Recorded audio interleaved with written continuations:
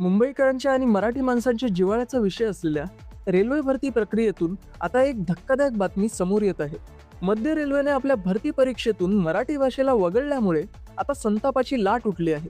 महाराष्ट्र नवनिर्माण सेनेचे नेते अमित राज ठाकरे यांनी याविरोधात आक्रमक पवित्रा घेत रेल्वे प्रशासनाला थेट इशारा दिला आहे. काय आहे हे संपूर्ण प्रकरण पाहूया सविस्तर. मध्य रेल्वे प्रशासनाने 16 मार्च 2026 रोजी GDCE 1/2026 ही नवीन अधिसूचना प्रसिद्ध केली आहे. या अधिसूचनेनुसार होणारी कम्प्युटर बेस्ड टेस्ट म्हणजे CBT या परीक्षेचे माध्यम केवळ हिंदी आणि इंग्रजी ठेवण्यात आले आहे.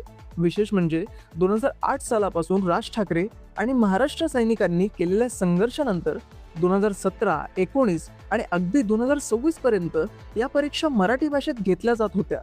मात्र आता अचानक मराठी भाषेला या प्रक्रियेतून जाणीवपूर्वक बाहेर काढण्याचा प्रयत्न होत असल्याचा आरोप मनसेने केला आहे.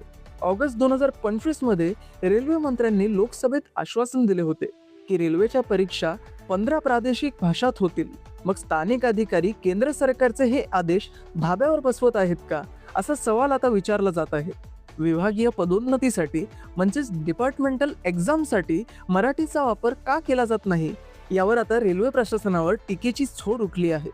महाराष्ट्राच्या मातीत नोकरी देताना मराठी भाषेचा विचार न करणे ही एक प्रकारची दडपशाही आहे, अशा भावना अमित ठाकरेंनी व्यक्त केल्या आहेत.